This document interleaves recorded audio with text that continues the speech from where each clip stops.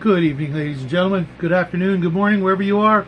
I'm back with another Omnibus review. This is actually the very first Omnibus I've ever purchased. I picked this one up many, many years ago. Jackie was just a wee little guy when I picked this one up. And,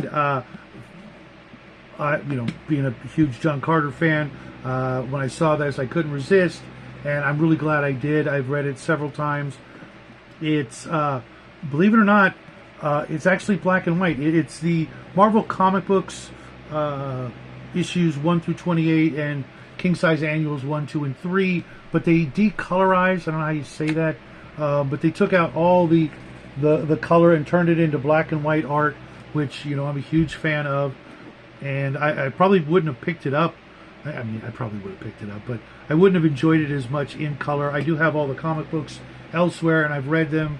Came out in 1977. I've read them the scores of times over the years.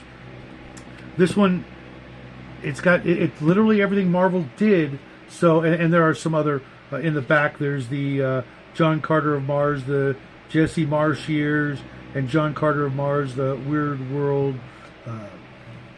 comics or pulp magazines compiled, but this is everything Marvel ever put out, but it was actually put out by Dark Horse, which they did a huge amount of omnibuses that are on my shopping list. I know, good luck. They're really expensive, but this one, for whatever reason, I got it for brand new $25, and I looked them up, and they're still in the $30 range. So, you know, if you're, you know, in the mood for some John Carter that's not the paperbacks, this is one of the few John Carter spin-offs, if you will, that I'd actually endorse and recommend, and I would pull stuff from. I just was looking at my John Carter Modiphius RPGs, thinking and wondering if I, you know, maybe after, you know, the couple of years that have gone by, if I could ever actually run it, and I'm gonna give it another look at to see if I could ever pull it off. But this one had, you know, some great writers, including Chris Claremont and Marv Wolfman, a couple of the guys that you're probably not so familiar with.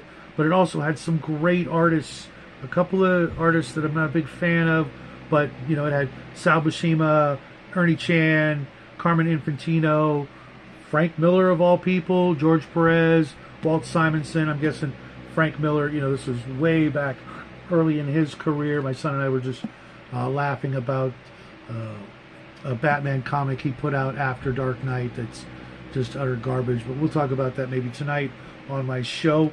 But if you're in the mood for some John Carter swords and Martians and all that great stuff, this is a really, really comprehensive and great buy for, you know, the little bit of money that they're asking. Black and white art. I really loved it. The stories were really, really fun because it was Marvel and they wanted to, you know, play on some of the things. The chessmen of Mars are in here multiple times, and some new characters, and, you know, some old bad guys, some old characters. I forget who this guy was with the wings, but there's just so much great stuff, you know, in the traditional style of Tarzan and Conan and things like that, but with ray guns and some aliens and some, you know, some chainmail bikinis. So that's what I got for you today. Short but sweet, but I couldn't recommend this one highly enough.